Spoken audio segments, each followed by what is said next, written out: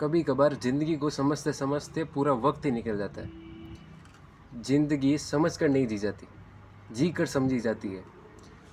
हम अक्सर क्या करते हैं, ये सोचते हैं कि एक पूरी क्लियरिटी पाने की कोशिश करते हैं। हमें लाइफ में एक पूरी क्लियरिटी चाहिए, जो कि ज़रूरी नहीं है और ये कुछ सेंस भी नहीं बनाती।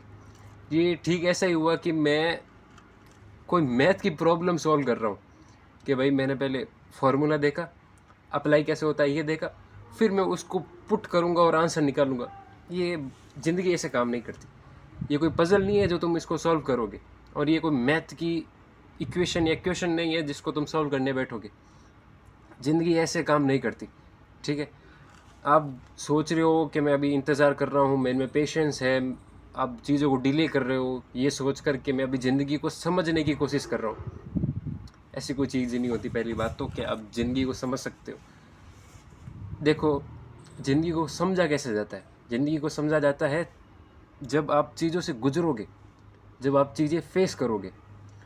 अगर आप समझो आप किनारे पे बैठे हो और आप ये सोच रहे हो कि मैं ओशन को समझ रहा हूँ, आप नदी के तट पर खड़े हो और आपको नदी को समझना है, ये तो इम्पॉसिबल है, ये तो पॉसिबल ही नहीं है। तो अगर लाइफ में कुछ सीखना है तो लाइफ से बाहर मत रहो, लाइफ में अंदर घुसो थोड़ा। अगर आप ये सोच रहे हो कि मैं अभी कुछ समझ रहा हूँ लाइफ में, अभी मैं इसलिए मेरे डिले हो रहा है या मैं इस वजह से इस काम को नहीं कर पा रहा क्योंकि मैं ज़िंदगी को समझ रहा हूँ, अभी मैं रेडी नहीं हूँ, तो पहली बात तो ये है कि कोई इंसान कभी रेडी होता ही नहीं है। वो रेडी तब होता है जब वो उस चीज़ से गुजरता है, तब वो इंसान रेडी हो पाता है। तो ज़िंदगी को समझना बंद करो। ठीक है, ये कोई मैंने पहले बताया जैसे ये कोई मैथ का क्वेश्चन नहीं है जिसको तुम समझने बैठोगे, या कोई पजल नहीं है। तुम्हें चीज़ों से गुजरना पड़ेगा। तुम्हें अगर ये सीखना है कि लोगों से बात की जाए, लोगों से बात कैसे की जाती है, या कोई चीज़ सीखनी है, तो तुम्हें घर से निकलना पड़ेगा, समझने के लिए उतरना पड़ेगा।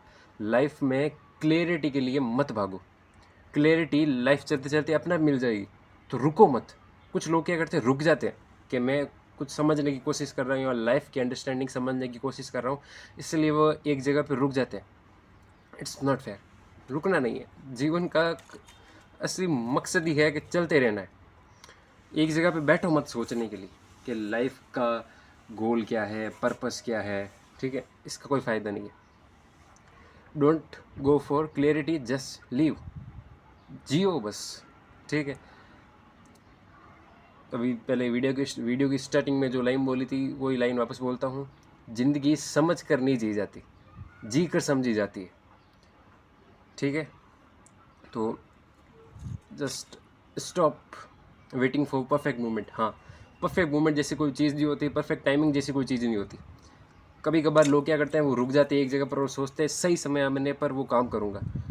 तो मैं बता दूँ, सही समय जैसी कोई चीज़ होती नहीं है, एग्जिस्ट नहीं करती सही समय। सही समय वही है जो समय अभी चल रहा है, वही समय सही है, बाकी कोई समय सही नहीं है। तो stop wasting your time waiting for the right time. That's it.